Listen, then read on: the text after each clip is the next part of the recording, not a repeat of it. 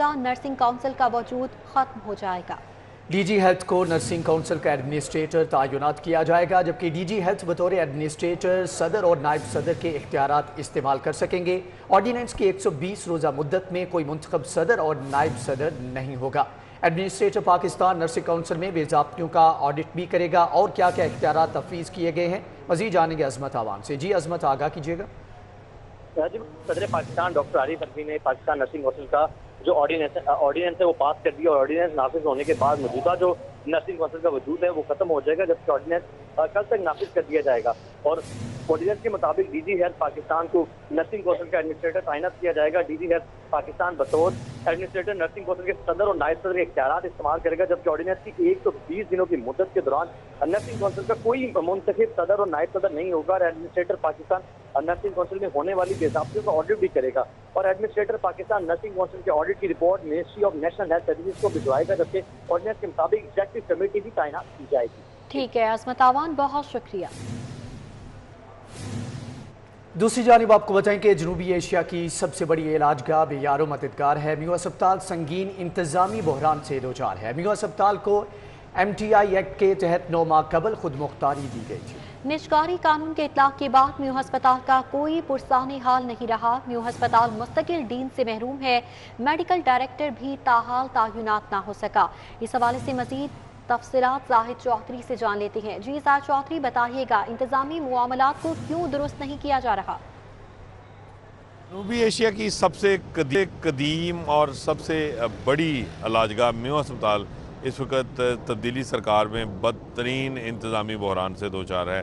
Mu अस्पताल पर 9 माह कबल जो है वो तब्दीली सरकार ने MTI एक्ट के तहत निजकारी का कानून जो है वो नाफज कर दिया और ये ऐलान किया गया कि म्यू अस्पताल जो है वो उसको स्टेट ऑफ द आर्ट इलाजगाह बनाने के लिए इसकी जो खुद मुख्तारी है वो दी गई है और उसको इंश्योर किया गया है। लेकिन 9 माह गुजर चुके हैं इस MTI एक्ट के नफाज के बाद और अभी तक म्यू अस्पताल के इंतज़ामी अमूर और माली अमूर चलाने के लिए जो डीन म्यू अस्पताल तैनात होने थे, जो कि चीफ़ एग्जेक्टिव का ओहदा है म्यू अस्पताल में, वो जो है वो उनकी तकर्री नहीं अमल में लाई जा सकी। इसके साथ साथ जो है वो कोई भी रेगुलर मेडिकल डायरेक्टर या हॉस्पिटल डायरेक्टर जो MS का ओहदा था मेडिकल सुपरिटेंडेंट का, उसको हॉस्पिटल डायरेक्टर में कन्वर्ट किया गया है इस एक्ट के तहत। लेकिन कोई मुस्तकिल परमानेंट जो है वो तैनाती अभी तक अमल में नहीं लाई जा सकी। 9 माह गुजर चुके हैं। एडहॉकिज़म का शिकार है ये इतनी बड़ी इलाजगाह, जो कि ना सिर्फ लाहौर बल्कि सूबे भर के हाफ से ज़्यादा जो एरिया हैं उनको भी केटर करती है। एक बड़ी तादाद में पेशेंट्स जो हैं वो रोज़ाना यहाँ पे आते हैं। लेकिन इस बद इंतज़ामी की वजह से, इस इंतज़ामी बहरान की वजह से म्यू अस्पताल में आने वाले जो मरीज़ हैं उनका अब इलाज मुआलजा भी मुतासर होना शुरू हो गया है।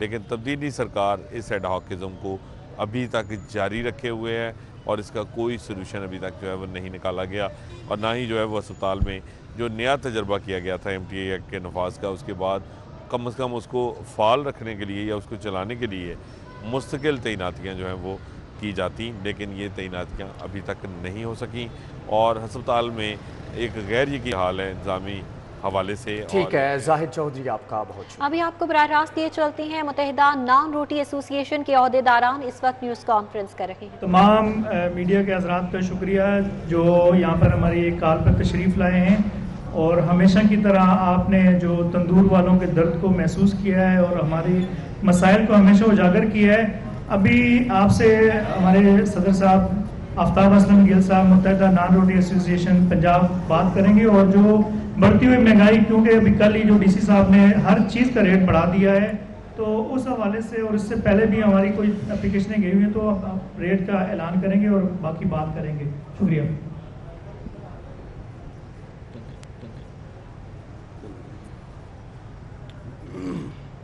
जी बिस्मिल्लाहिर्रहमानिर्रहीम।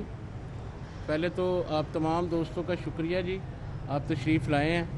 आपके कीमती वक्त को मद्देनज़र रखते हुए हम पहले ये प्रेस कॉन्फ्रेंस कर रहे हैं। तो असल इशू ये है कि दोस्तों आपके पास आपको इस चीज़ का पता है कि पहले भी हमने एक प्रेस कॉन्फ्रेंस की थी, उसमें हमने गवर्नमेंट को टाइम भी दिया था कि रेट बढ़ चुका है, फ़ाइन का रेट बढ़ चुका है, आटे का रेट बढ़ चुका है, तो इसमें मेहरबानी की जाए हमें रिलीफ़ दिया जाए, तंदूर वाले को रिलीफ़ दिया जाए, ताकि तंदूर वाले को अगर रिलीफ़ मिलेगा तो फिर वो तंदूर वाला आगे आवाम को रिलीफ देगा। असल में हमारी गवर्नमेंट ने इसको सीरियस बिल्कुल भी नहीं लिया। 2 से 3 माह हो गए हैं हमें पिसते हुए।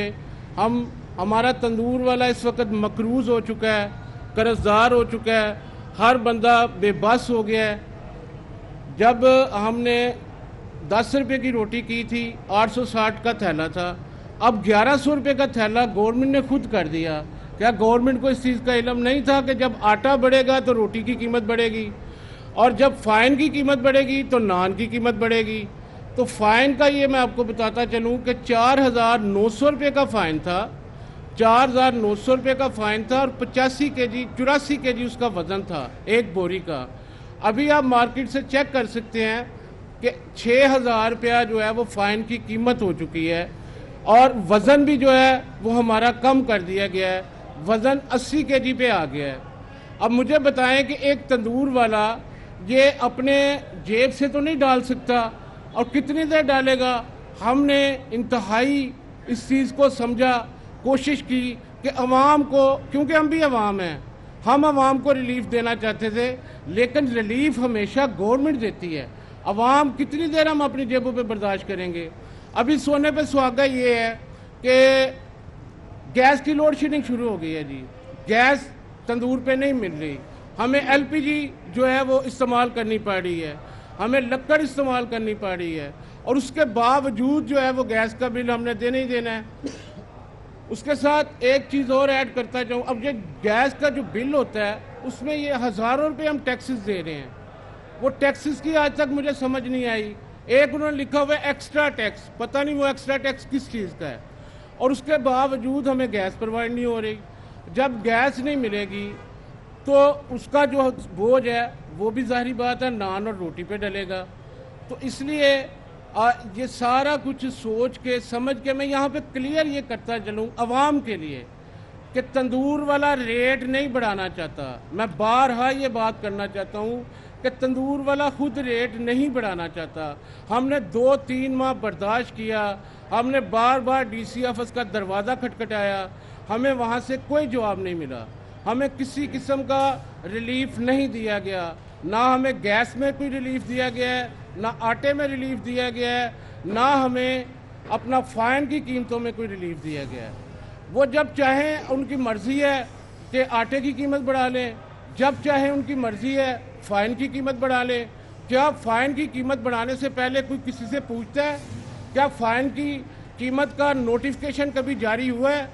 अभी कल आप मीडिया वाले बावसूख लोग हैं, ये जो कल गुजरा है आपने डीसी ऑफिस का नोटिफिकेशन देखा होगा, कोई एक चीज़ ऐसी नहीं जो सस्ती की गई हो।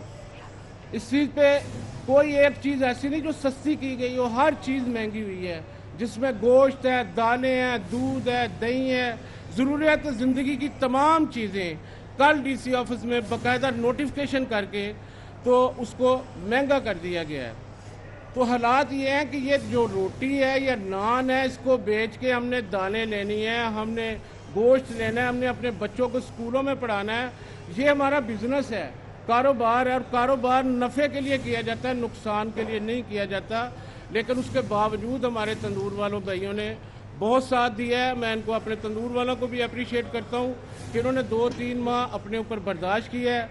अब जो मौजूदा हालात हैं उसमें जो हमने कैलकुलेट करते हैं तो उसमें नान की कीमत कम से कम 20 रुपये निकलती है।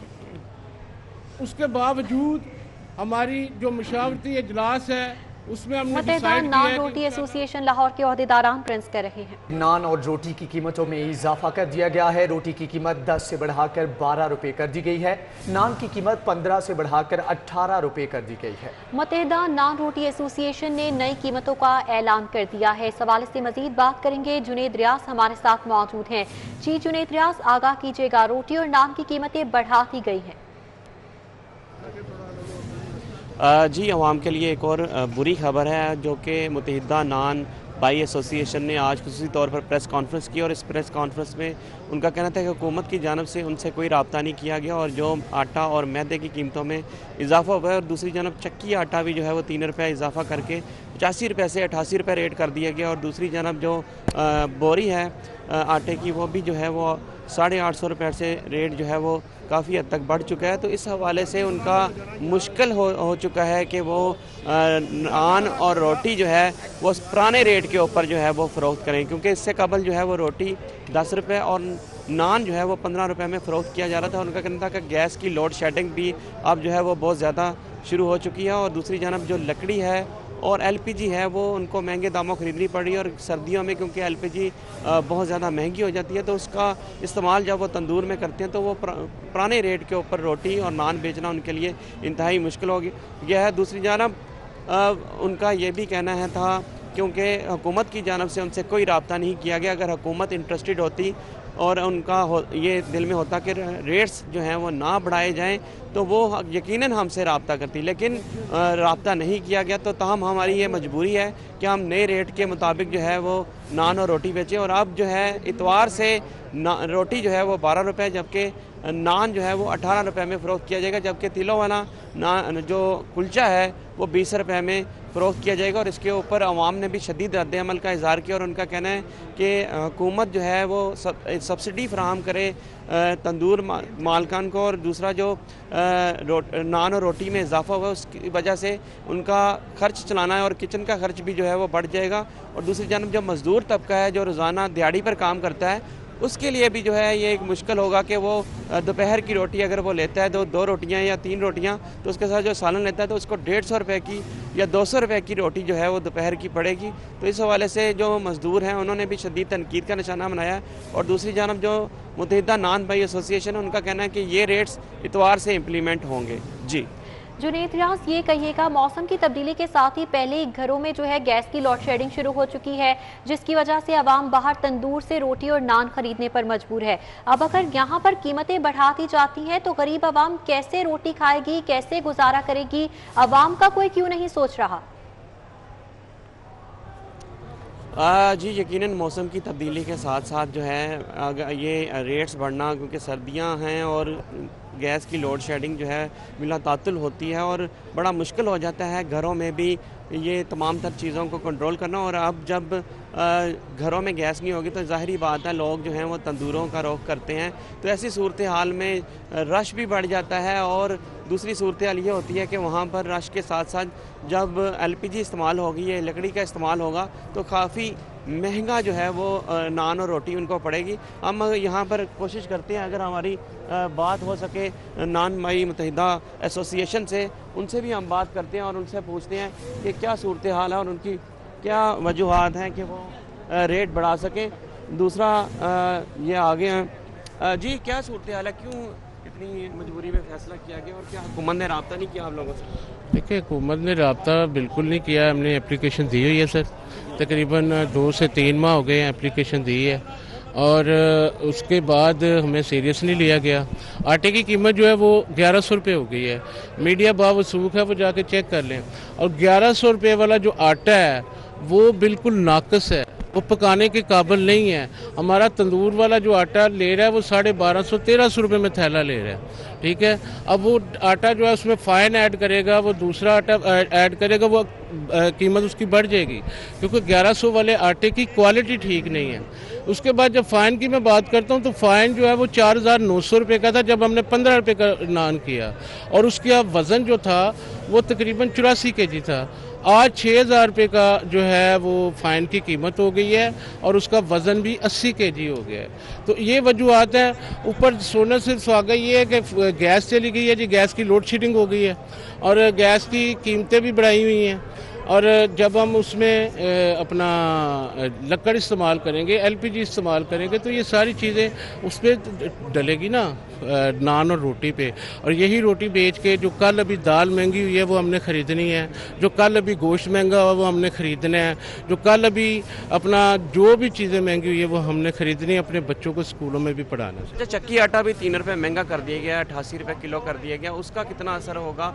ज़ाहिरी बात है जब गैस नहीं आती तो लोग तंदूरों पर आते हैं। आप नहीं समझते कि उनको भी आवाम भी सबको भी सब्सिडी मिलनी चाहिए और इसमें हुकूमत का कितना रोल है? जी मैं बिल्कुल ये समझता हूँ। हमारी एसोसिएशन ने, तंदूर वालों ने 2 से 3 माह तावन किया है। इस इंतज़ार में हम रहे हैं कि शायद आटे की कीमत कम हो जाए, शायद फ़ाइन की कीमत कम हो जाए, लेकिन जब हमें रिलीफ नहीं दिया गया तो देखें हम भी तो अवाम है ना, फिर हम किधर जाएंगे? क्या हुकूमत को डेडलाइन दी गई थी आपकी जानिब से? सर डेडलाइन हम देने वाले कौन लोग हैं? हम तो गरीब आदमी हैं, हमने अपने बच्चों का रिज़्क पालना है। हमने बारहा गुजारिशात पेश किए हैं, फ़ोन किए हैं, पहुँचे हैं वहाँ पे। तो अभी भी हुकूमत अगर चाहती है कि हम रेट ना बढ़ाएं, वो हमारे रेट कम कर दे, हम नहीं बढ़ाएंगे जी। कितना रेट होना चाहिए? अब 1100 का थैला, अब मेरी बात भी हो रही थी मैं तंदूरों पे भी गया हूँ, वो भी कह रहे थे कि जी अगर हम रोटी का रेट बढ़ाते हैं तो ज़ाहिरी बात है गाहक जो है वो कम हो जाता है। आप नहीं समझते कि इससे आपके कारोबार पे बुरा असर पड़ेगा? बिल्कुल पड़ता है जी, जब भी कीमत बढ़ाते हैं कारोबार पे असर पड़ता है, क्योंकि आवाम के पास कुव्वत ख़रीद नहीं है। मैं बारहा आपसे ये गुजारिश कर रहा हूँ कि अगर हमें सस्ता मिल जाए ताकि हम भी रेट ना बढ़ाएं। हम बढ़ाना नहीं चाहते, बात ये है हम नहीं बिल्कुल बढ़ाना चाहते, लेकिन आटे को सस्ता कर दिया जाए। आसान सा फार्मूला है, हमें आटा सस्ता दे दें, क्वालिटी बेहतर कर दें, हम रेट कभी भी नहीं बढ़ाएंगे। हमें फ़ाइन सस्ता कर दें, हम रेट कभी भी नहीं बढ़ाएंगे। अच्छा, अब कितना वज़न होगा रोटी का? उससे पहले भी सवाल किया गया, क्या उस हवाले से अगर कोई रेट का वज़न कम रखता है, रेट बढ़ा देता है, तो उसके ऊपर क्या कार्रवाई की जाएगी? अगर कोई वो कम देखिए वज़न इसका 100 ग्राम है जी तय सादा रोटी का, और नान का वज़न जो है वो 120 ग्राम है। उससे कम अगर कोई बेचेगा तो हुकूमत बाख्तियार है, मजिस्ट्रेट हज़रात मौजूद हैं, उन पर कार्रवाई होगी। इंशाल्लाह हम खुद उनके साथ मिलकर कार्रवाई करेंगे। अगर ज़िले इंतज़ामिया आपको रेट नहीं बढ़ाने देती, छापे मारेगी, जुर्माने करेगी, तो उस सूरत हाल में आपका क्या लाया अमल होगा? मसला क्यों नहीं बढ़ाने देगी? मसला इसमें क्यों आएगा ना, क्यों नहीं बढ़ाने देगी? सरकारी रेट आटे का सरकारी रेट हमारे साथ तय करें ना, फाइन का सरकारी रेट हमारे साथ तय करें, हम नहीं बढ़ाएंगे। हम अल्लाह माफ़ करे कोई ऐसे लोग नहीं हैं, हम रेट बढ़ाना चाहते नहीं हैं। मैं आपके प्लेटफॉर्म से बार बार गुजारिश कर रहा हूँ कि इनको चाहिए आटे को सस्ता कर दे, फाइन को सस्ता करके हम कभी भी नहीं रेट बढ़ाएंगे। रेट आपका अगर आप फ़रोख्त करते हैं 12 रुपये में रोटी और 18 रुपये में नान, इस सूरत में अगर किसी तंदूर मालिक को जुर्माना होता है तो उस सूरत हाल में आपका क्या लाया अमल होगा? देखिए लॉजिकली मुझे समझ नहीं आती कि जुर्माना क्यों करेंगे। पहली बात तो ये है ना, मुझे स्टेट को ये पता होना चाहिए ना कि यार इनका तो गरीब लोग हैं, पीछे से आटा महंगा हो गया, रोटी बेचना इनका हक है, फ़ाइन महंगा हो गया, अब ये नान बढ़ाएंगे। जब वो चीज़ें तो जब उसके बावजूद अगर वो करेंगे तो ये जुल्म है, ये अवाम पे जुल्म है। तो जब जुल्म होता है तो फिर उसका रिएक्शन तो आता ही है कोई ना। जी यकीनन जी, इनका कहना है कि ये अवाम पे जुल्म है, आटे और मैदे का रेट कम किया जाए तो उसी सूरत में ये रोटी और नान सस्ता फराहम करेंगे अवाम को। अगर रेट यही गया है। जुनेद जियाज आपका बहुत शुक्रिया। महंगाई बढ़ती की है, इंटरबैंक में डॉलर मजीद 64 पैसे महंगा हो चुका है। डॉलर 176.79 से 177.43 रुपए का हो गया। आपको बताएं कि इंटरबैंक में डॉलर 64 पैसे मजीद महंगा कर दिया गया है, जबकि डॉलर 176.79 से 177.43 रुपए का हो गया है। इंटरबैंक में डॉलर 64 पैसे मजीद महंगा हो गया है। केन्या 133 ज़िमनी इलेक्शन के सरकारी नताइज जारी कर दिए गए हैं। इस हवाले से मजीद तफसीलात जानेंगे राव दिलशाद से। राव दिलशाद, आगाह कीजिएगा। बिल्कुल जी, अब तक तो गैर सरकारी और गैर हतमी नताइज के हवाले से रिपोर्ट किया जा रहा था, लेकिन अब इलेक्शन कमीशन की जानिब से बाकायदा जो हतमी और सरकारी नताइज हैं वो जारी कर दिए गए हैं। सरकारी नताइज के मुताबिक भी मुस्लिम लीग नून की उम्मीदवार शाइस्ता परवेज मलिक बदस्तूर 46,811 वोट लेकर नंबर 1 पे हैं, जबकि पाकिस्तान पीपल्स पार्टी पार्लियामेंटेरियन के उम्मीदवार चौधरी मोहम्मद असलम ही 32,313 वोट लेकर बदस्तूर दूसरे नंबर पर हैं। आप देख सकते हैं कि इसी तरह से जो दीगर उम्मीदवार हैं उनमें आजाद उम्मीदवार हबीबुल्लाह ने 650 वोट लिए, डेमोक्रेटिक पार्टी के उम्मीदवार सैयदा गुलाम फातिमा गिलानी ने 370 वोट लिए, आजाद उम्मीदवार वाकिफ तहमासिब गिटक्यानी ने 300, जबकि ठीक है राव दिलशाद, आपका बहुत शुक्रिया। न्यूज़ स्टूडियो से फिल वक्त इतना ही।